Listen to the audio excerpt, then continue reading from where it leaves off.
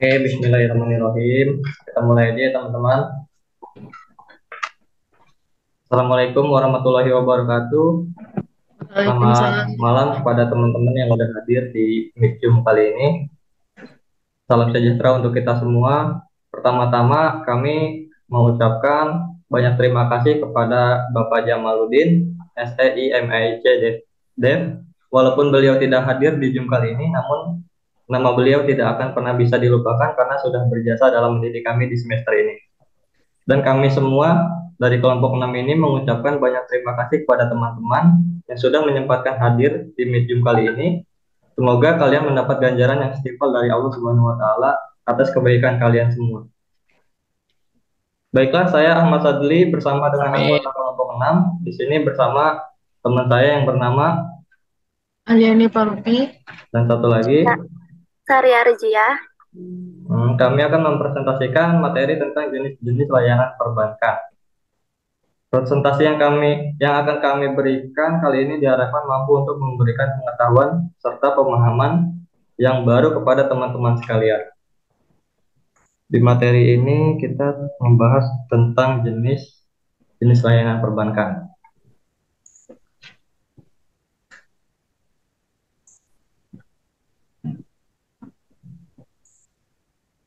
Oke, pengertian dan peran layanan perbankan adalah kegiatan yang berkaitan dengan pengumpulan, penyaluran, dan pengelolaan dana dari masyarakat atau nasabah untuk memperoleh keuntungan atau laba. Layanan perbankan mencakup berbagai kegiatan seperti menghimpun dana dari masyarakat dalam bentuk simpanan giro, deposito berjangka, sertifikat, deposito, tabungan, atau bentuk lainnya. Kegiatan perbankan yang dilakukan oleh bank, yaitu lembaga keuangan yang memiliki izin dan kewenangan dari pemerintah untuk melakukan kegiatan perbankan. Tahu, ntar paling di akhir. Belum sih? Belum. Pulang, oh iya. Ah, ngehehe. Lagi liburan di Zoom aja. Aduh. Itu suara siapa ya? Suara Tolong di mute dulu tuh biar Rere, kedengeran tuh suaranya. Rere. Rere. Rere sama Tiara tolong di mute dulu dong suaranya. Oke, kita lanjut ya. Perbankan memiliki banyak tugas dan peran penting dalam ekonomi. Berikut beberapa tugas perbankan. Mengumpulkan dana perbankan, menyediakan pinjaman perbankan, memfasilitasi transaksi perbankan, menyediakan jasa keuangan, meningkatkan pertumbuhan ekonomi, dan menjaga stabilitas keuangan. Selanjutnya akan dibacakan oleh Alia ya. Alia silakan, waktu dan tempatnya dipersilakan. Kemudian slide yang ketiga ya. Definisi dan konsep dasar layanan perbankan. Layanan perbankan adalah sekelompok layanan yang disediakan oleh lembaga perbankan kepada nasabahnya untuk memenuhi suatu kebutuhan keuangan mereka. Konsep dasar layanan perbankan mencakup yang pertama, penyimpanan dan penarikan dana, yang kedua, peminjaman dan pembiayaan, yang ketiga, transaksi keuangan, keempat, investasi, kelima, manajemen keuangan, 6. Layanan perbankan digital. 7. Keamanan keuangan. Dan yang terakhir, layanan perbankan. Selanjutnya, pengertian dan peran layanan perbankan. Perbankan memainkan peran kunci dalam menjunjung perekonomian Indonesia. Penyaluran kredit, perbankan juga membantu meningkatkan investasi dan pertumbuhan ekonomi. Dalam hal ini, perbankan memainkan peran penting dalam membantu pembiayaan ekonomi, usaha kecil dan menengah yang merupakan suatu sumber daya ekonomi penting bagi Indonesia. Perbankan juga memainkan peran penting dalam membantu pemerintah membiayai proyek-proyek infrastruktur dan pembangunan ekonomi. Selain itu, perbankan juga memainkan peran penting dalam membantu masyarakat membeli rumah, membiayai pembelian kendaraan bermotor. Hal ini dilakukan dengan menyediakan produk-produk seperti kredit pemilikan rumah, kredit pemilikan kendaraan bermotor. Peran layanan perbankan dalam ekonomi sangat penting dan mencakup beberapa aspek utama yaitu penyimpanan dana, intermediasi keuangan, prosesan pemrosesan pembiayaan, pemberian kredit, dan manajemen risiko. Selanjutnya,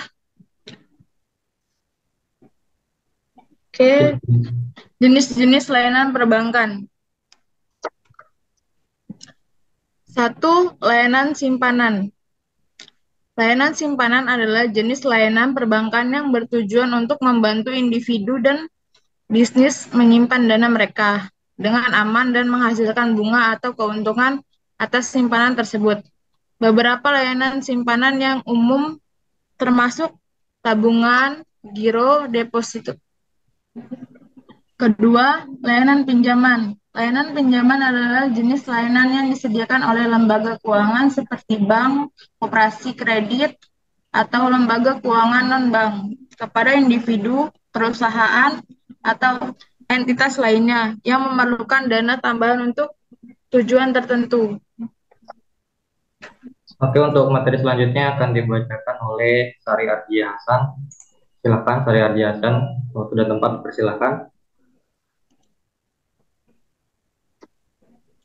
Yang ketiga, layanan pembayaran. Layanan pembayaran adalah kumpulan cara atau metode yang digunakan untuk melakukan transaksi keuangan seperti pembelian barang atau jasa, transfer uang, atau pembayaran tagihan. Ada beberapa jenis layanan pembayaran yang umum digunakan yaitu kartu debit, kartu kredit, transfer elektronik.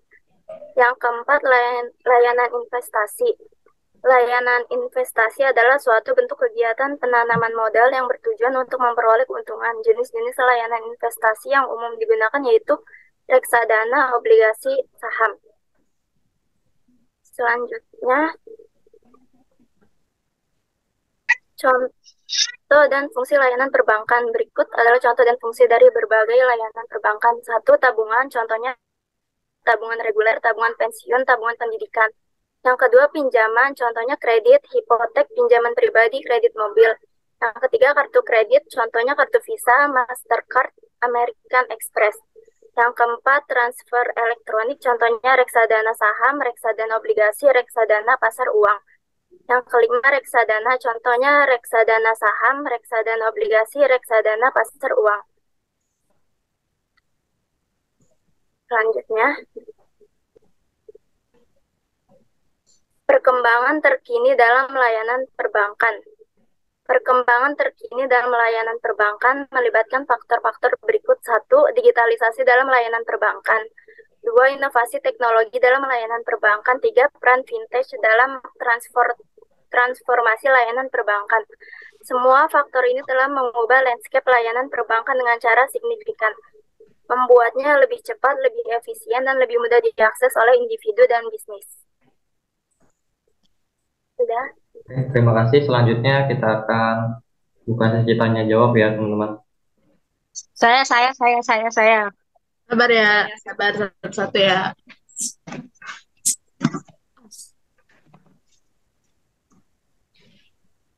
Febi mau nanya apa Kak Febi? Boleh. Oke, kan di sini kan dijelaskan kan apa yang dimaksud. Ada contoh-contoh kreditnya itu ada jenis kredit hipotek kan. Nah, saya mau nanya kredit hipotek itu seperti apa ya? Dan contohnya itu seperti apa? Udah cukup sekian, terima kasih. Kredit Dari kelompok 1. Kenapa Kak Febi? Ulang lagi boleh? Ini Kak Febi mewakili kelompok berapa ya? Saya mewakili dari kelompok 1, ingin apa yang dimaksud kredit hipotek? Terima kasih.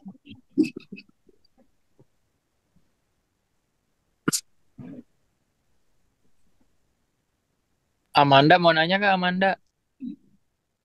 Muhammad Amanda gitu. Amanda mulu dia. Dia biasanya gacoran. Dia biasanya gacoran. Oke, saya mau nanya boleh? Oh ya, boleh. Boleh, Nggak silakan. boleh, nggak boleh. Oke, di situ kan dijelaskan Sabar Bang, dari siapa ya? untuk saya Muhammad Taufik.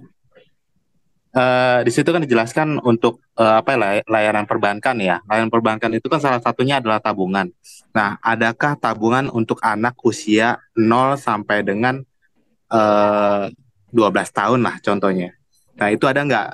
Coba jelaskan jika ada dan berikan syarat-syaratnya apa aja untuk membuka rekening tabungan anak di usia 0 sampai dengan 12 tahun.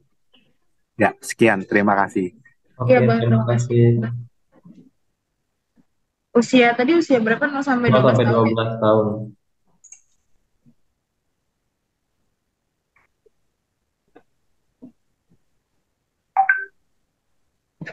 Oke. Bu Ini, mau bertanya Bu Ini? Silakan, ayo. Silakan saya mau tanya lagi. Atau si Farah atau yang lain. Gue boleh nanya? Oke, Bang Adit ya. Oke, perkenalkan nama saya Aditya Radita dari kelompok 5. Saya mau bertanya mengenai perbankan kan memiliki banyak tugas dan peran penting bagi dalam ekonomi. Nah, itu bagaimana peranan perbankan dapat membantu bagi masyarakat untuk meningkatkan pertumbuhan ekonomi? Peranan perbankan Dapat membantu bagi masyarakat untuk meningkatkan pertumbuhan ekonomi.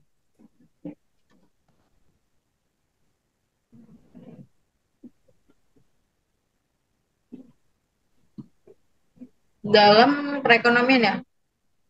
Dalam ekonomi. Iya, benar. Pertumbuhan ekonomi. Dalam pertumbuhan ekonomi.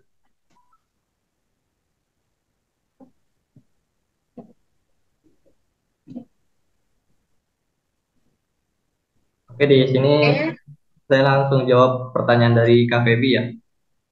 Mana Kak Feby ya? Kak Feby mana Kak Feby? Kok ngilang? Ini ada tuh KPB tuh, woi. Ada. Cuma sinyalnya dia down dia.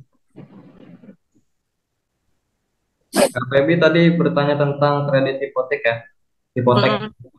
Kredit hipotek itu adalah jenis pinjaman yang diberikan oleh bank atau lembaga keuangan kepada individu atau perusahaan untuk membeli atau membiayai properti. Properti yang dijaminkan sebagai jaminan untuk kredit hipotek biasanya adalah rumah, apartemen, ataupun tanah. Jenis-jenis kredit hipotek yang umum dijelaskan di bawah ini adalah kredit hipotek konvensional. Ini adalah jenis kredit hipotek paling umum yang diberikan oleh bank atau lembaga keuangan swasta. Persyaratan dan tingkat suku bunga dapat bervariasi tergantung pada lembaga yang memberikan kredit. Kedua, kredit hipotek pemerintah. Ini adalah jenis kredit hipotek yang didukung oleh pemerintah seperti Federal Housing Administration atau disingkat FHA di Amerika Serikat. Kredit hipotek pemerintah seringkali memiliki persyaratan yang lebih fleksibel, seperti persyaratan uang muka yang lebih rendah. Ketiga, kredit hipotek jaminan veteran. Khusus untuk veteran militer di Amerika Serikat, kredit hipotek FA ditawarkan oleh Departemen Veteran dan menawarkan persyaratan yang menguntungkan seperti tidak ada uang muka atau suku bunga yang rendah.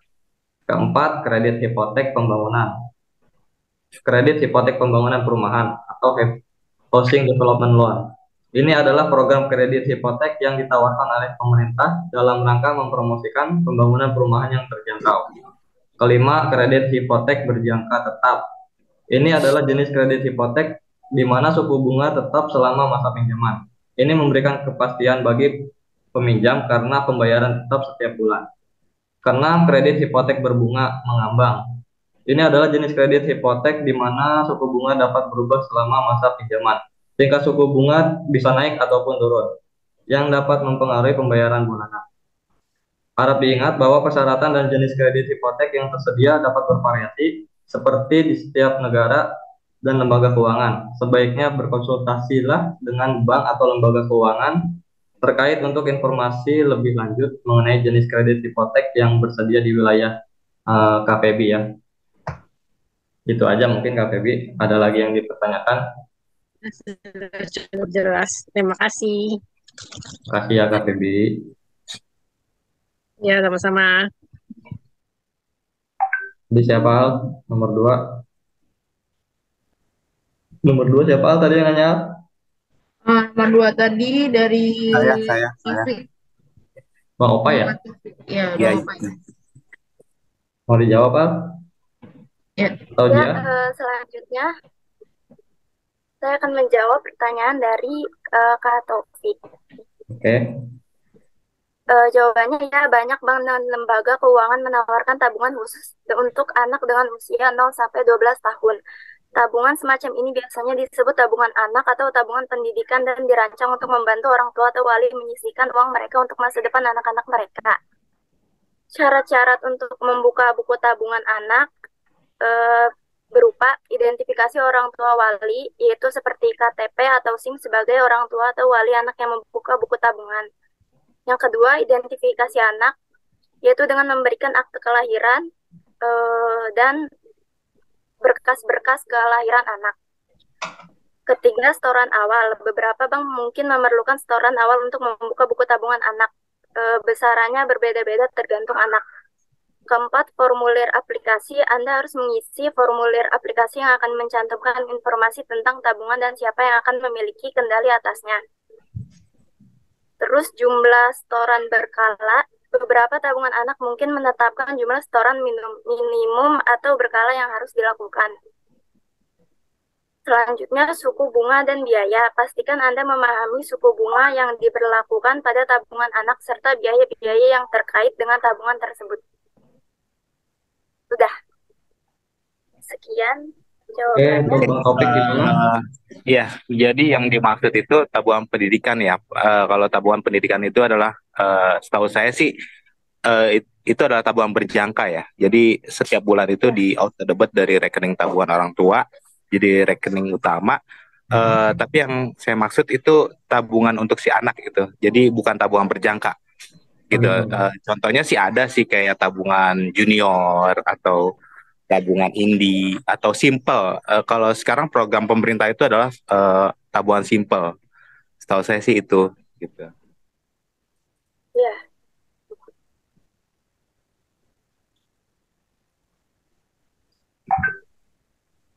Saya pernah itu juga Bang Topik ikut tabungan anak di Bank Ceminiaga di mana tempat Bang Topik bekerja ya. Iya betul. Nah, saya pernah itu eh yang saya lakukan itu ya benar seperti yang Bang Topik bilang itu auto debit dari rekening kita dengan sesuai perjanjian misalkan sebulan 200.000 ataupun lebih ya dalam jangka berapa tahun baru bisa diambil begitu ya Bang Topik ya. Betul. Nah, untuk sekarang yang saya tahu sih itu aja ya Bang Topik untuk jangka apa namanya jangka maksimalnya itu mungkin tiap bank beda-beda kali Bang ya. Beda-beda sih. Maksimal sih 5 tahun sih setahu saya. Gitu ya. Oke. Siap. Makasih Bang Ahmad, Kak Alia, Kak. Oke, sama-sama Bang. Terima kasih juga Bang Topik. Untuk Ya, ketiga, sama-sama. Jadi pertanyaan dari Bang Adit ya. pertanyaan Bang Adit, siapa yang mau jawab? Betul. Ya, pertanyaannya.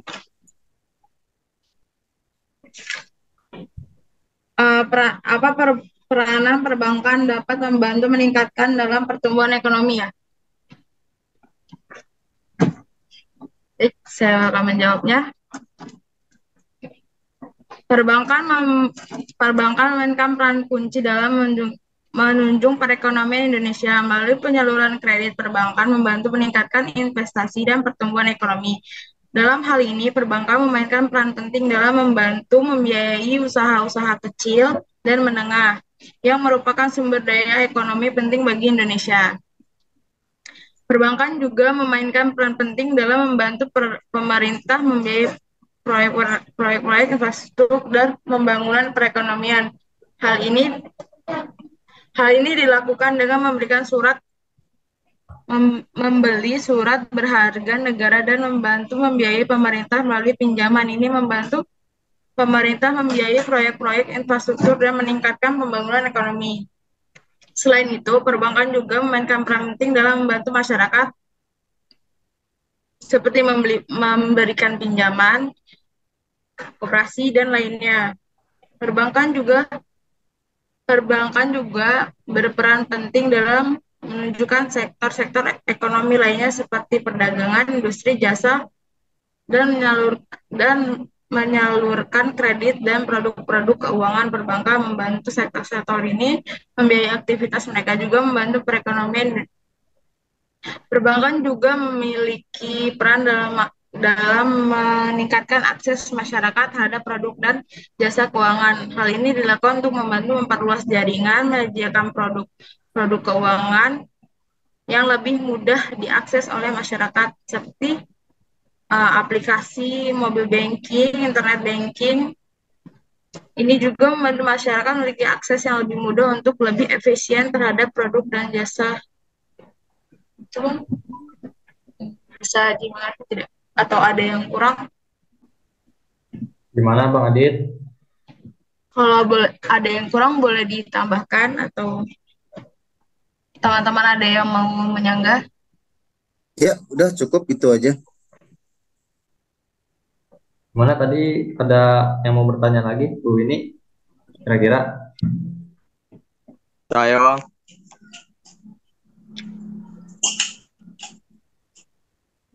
Bang. Bang Ahmad.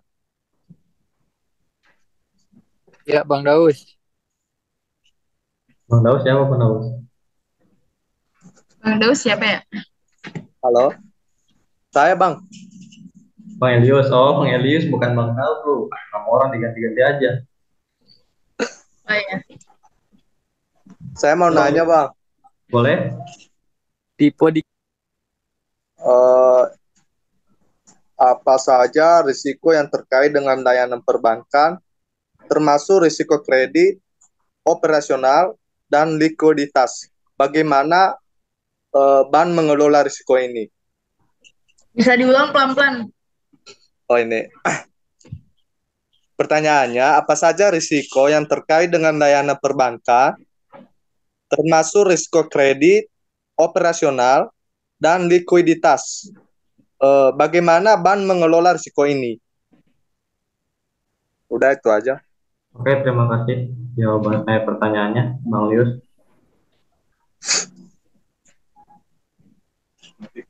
Bu ini nggak nanya, Bu ini. Siapa lagi mau nanya? Ya, Ibu Sarwini boleh bertanya.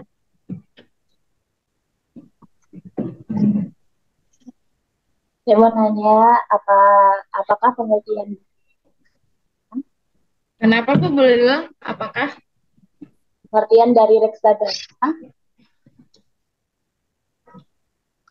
Reksadana. Apakah keuntungan serta resiko berinvestasi di reksadana? bisa diulang Bu, suaranya putus-putus.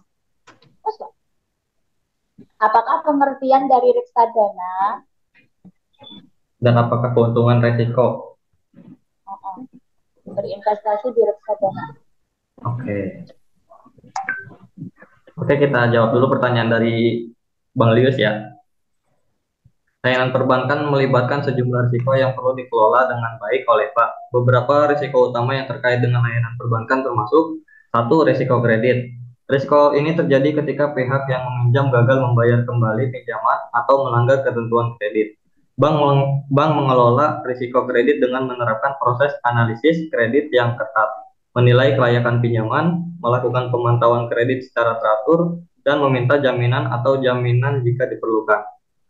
Kedua, risiko likuiditas. Risiko likuiditas terjadi ketika bank tidak memiliki dana yang cukup untuk memenuhi kebutuhan penarikan dana oleh nasabah. Bank mengelola risiko likuiditas dengan mengelola aliran kas secara efektif, memantau kebutuhan likuiditas, dan memiliki rencana kontingensi untuk mengatasi situasi darurat. Ketiga, risiko pasar. Risiko pasar terjadi karena fluktuasi harga aset keuangan seperti saham, obligasi, atau mata uang lainnya. Bank mengelola risiko pasar dengan menganalisis dan mengelola portofolio investasi mereka, melakukan lindung nilai untuk mengurangi risiko, dan melakukan pemantauan pasar secara teratur. 4. Risiko operasional. Risiko operasional berkaitan dengan kesalahan manusia, kegagalan sistem, kecurangan, atau bencana alam yang dapat mengganggu operasional bank. Bank mengelola risiko operasional dengan menerapkan kontrol internal yang kuat, melakukan pelatihan karyawan, menjaga keamanan sistem teknologi informasi, dan memiliki rencana pemulihan bencana. Kelima, risiko kepatuhan dan hukum. Risiko ini terkait dengan pelanggaran peraturan hukum dan peraturan yang berlaku dalam industri perbankan. Bank mengelola risiko ini dengan mengetahui semua peraturan yang berlaku, menjaga kepatuhan internal dan eksternal, dan memiliki tim kepatuhan yang ditugaskan untuk memastikan kepatuhan terhadap peraturan. Bank mengelola risiko ini melalui berbagai mekanisme ya, termasuk pemantauan risiko yang kontinu, diversifikasi portofolio, pemodelan risiko, manajemen likuiditas, dan asuransi. Selain itu, bank juga melakukan pengawasan yang ketat dan memiliki kebijakan dan prosedur yang jelas untuk mengelola risiko secara efektif. Itu Bang Yus, gimana? Mau disanggah? Aku jelas. Oke. Udah Bang. Terima kasih Bang Yus. Untuk Bu ini gimana Sari, Ardia atau Alia? Buat Bu Sarwini, tadi pertanyaannya jelaskan peranan perbankan dalam pengertian reksadana. Ya. Apakah pengertian dari reksadana dan apakah keuntungan serta resiko berinvestasi di reksadana ya? Reksadana adalah produk keuangan yang memungkinkan sejumlah investor untuk mengumpulkan dana mereka dalam sebuah entitas yang dikelola oleh perusahaan manajemen investasi. Dana ini kemudian diinvestasikan dalam berbagai instrumen keuangan seperti saham, obligasi, pasar uang, atau aset lainnya sesuai dengan tujuan investasi yang telah ditetapkan. Investor dalam reksadana memiliki saham dalam portofolio investasi ini sesuai dengan jumlah yang mereka investasikan. Keuntungan berinvestasi di reksadana yaitu satu, diverifikasi. Reksadana memverifikasikan dana Anda dalam berbagai instrumen keuangan sehingga dapat mengurangi resiko konsentrasi dalam saham atau obligasi tertentu. Yang kedua, manajemen profesional. Reksadana dikelola oleh tim manajer investasi yang berpengalaman, yang membantu pasar dan mengambil keputusan investasi yang tepat. Yang ketiga, likuiditas. Biasanya dapat membeli dan menjual saham reksadana dengan mudah, memberikan likuiditas yang lebih baik dibandingkan dengan investasi langsung dari saham atau obligasi. Yang keempat, akses ke investasi yang diverifikasinya besar. Reksadana memberikan investor akses ke pasar dan aset yang mungkin sulit diakses kecuali individu. Namun ada juga resiko terkait berinvestasi di reksadana termasuk resiko pasar. Nilai reksadana dapat naik ataupun turun seiring dengan perubahan nilai aset di dalamnya. Ini mencerminkan resiko pasar yang mungkin mempengaruhi nilai investasi. Yang kedua, biaya dan beban. Reksadana mungkin memiliki biaya seperti biaya manajemen per tahun yang dapat mengurangi hasil investasi Anda. Yang ketiga, resiko manajerial. Kinerja reksadana sangat tergantung pada keputusan manajer investasi, dan mereka mungkin tidak selalu berhasil dalam menghasilkan hasil yang diharapkan. Yang keempat, resiko likuiditas. Meskipun reksadana biasanya liquid, tidak ada jaminan bahwa selalu dapat menjual saham pada harga yang diharapkan. Yang kelima, ada resiko jenis aset. Beberapa reksadana dapat memiliki fokus investasi pada jenis aset tertentu, misalnya saham teknologi. sehingga rentan terhadap perubahan dalam sektor ataupun aset tersebut. Keputusan untuk berinvestasi di reksadana harus dipertimbangkan dengan baik berdasarkan tujuan keuangan dan toleransi resiko Anda. Penting untuk memahami proyek kinerja, biaya, dan resiko sebelum membuat keputusan untuk berinvestasi. Mungkin sekian jawabannya. Makasih. Mana Bu ini? Oke. Poinnya di sini keuntungan berinvestasi di reksadana itu yang pertama terverifikasi, yang kedua manajemennya profesional, yang ketiga likuiditas, dan yang keempat akses ke investasinya itu sudah terverifikasi.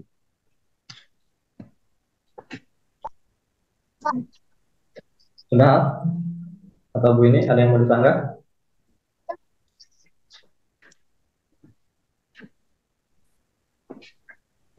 Bagaimana teman-teman? Ada yang mau menyanggah jawaban dari saya atau cukup?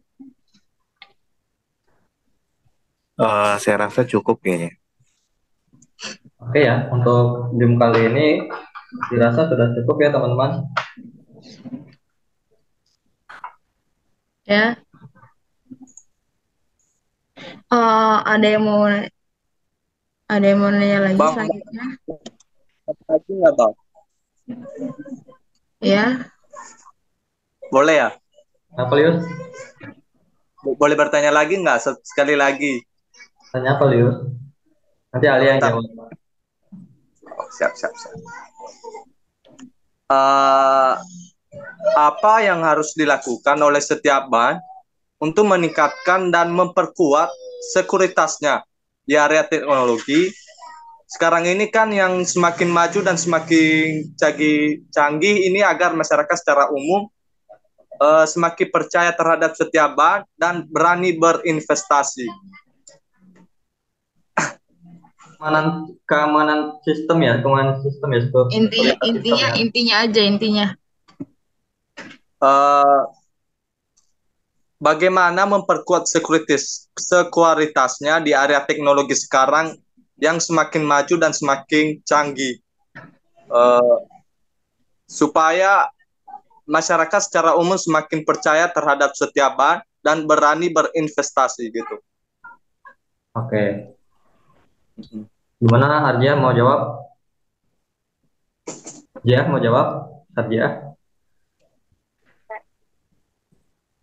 Oke. Untuk menjaga keamanan sistem perbankan, bank perlu mengambil langkah-langkah yang kuat dalam hal keamanan sistem. Beberapa langkah yang biasa diambil oleh bank untuk meningkatkan keamanan sistem adalah, dia mau bantu jawab atau gimana dia? Bapak aja deh. Oh ya udah, siap.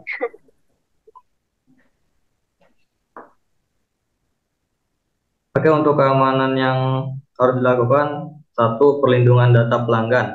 Bank harus melindungi data pribadi dan keuangan pelanggan mereka secara ketat. Hal ini dapat dilakukan melalui enkripsi data, penggunaan protokol keamanan yang kuat, serta penyimpanan dan pengelolaan data yang aman. Kedua, keamanan jaringan. Bank perlu membangun dan menjaga jaringan komputer yang aman. Ini melibatkan penggunaan firewall, deteksi intrusi, dan sistem perlindungan lainnya untuk mencegah akses tidak sah ke jaringan bank. Ketiga, autentikasi pengguna. Bank perlu menerapkan sistem autentikasi yang kuat untuk memastikan bahwa hanya pengguna yang sah dapat mengakses sistem perbankan. Ini dapat mencakup penggunaan kata sandi yang aman, penggunaan verifikasi dua faktor, dan teknologi biometrik seperti pemindai sidik jari atau pemindai wajah. Keempat, pemantauan keamanan. Bank harus memiliki sistem pemantauan keamanan efektif yang mendeteksi dan merespon ancaman keamanan yang mungkin timbul. Ini mencakup pemantauan aktivitas yang mencurigakan, deteksi malware, dan analisis log keamanan. Kelima, pelatihan karyawan. Bank perlu memberikan pelatihan keamanan yang tepat kepada karyawan untuk meningkatkan kesadaran mereka tentang praktik keamanan yang baik. Ini termasuk mengenali serangan phishing, menjaga kerahasiaan kata sandi, dan menghindari tindakan yang dapat membahayakan keamanan sistem. Keenam, keamanan aplikasi. Bank harus memastikan bahwa semua aplikasi perbankan mereka aman dan telah diuji secara menyeluruh untuk melindungi dan kerentanan dan serangan. Pembaruan dan patch keamanan yang teratur juga harus diterapkan untuk menjaga keamanan aplikasi. Ketujuh, pemulihan bencana. Bank harus memiliki rencana pemulihan bencana yang terperinci untuk menghadapi situasi darurat seperti serangan cyber, bencana alam, atau kegagalan sistem. Rencana ini harus mencakup langkah-langkah pemulihan dan pemulihan data yang jelas. Semua langkah ini harus disesuaikan dengan standar keamanan industri dan regulasi yang berlaku. Bank juga perlu melakukan audit keamanan secara berkala dan bekerja sama dengan penyedia layanan keamanan independen untuk memastikan bahwa sistem mereka tetap aman dari ancaman yang terus berkembang. Begitu Bang Lius, kira-kira mau disanggah atau gimana? Oke, Bang, cukup jelas, Bang. Siap. Yuk, makasih, Pak. Oke, terima kasih. Oke, sama-sama. Gimana teman-teman?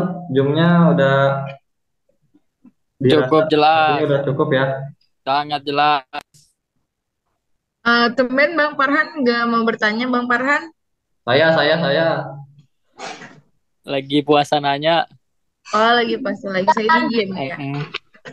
Ya teman-teman, kalau Lagi gitu disusahin. Mudah-mudahan tutup aja kelas zoomnya. tuh puasa nanyanya ntar besok. Iya. Sampai hari Rabu. Oke ya, untuk meet zoom-nya kita tutup aja. Terima kasih buat teman-teman yang udah hadir.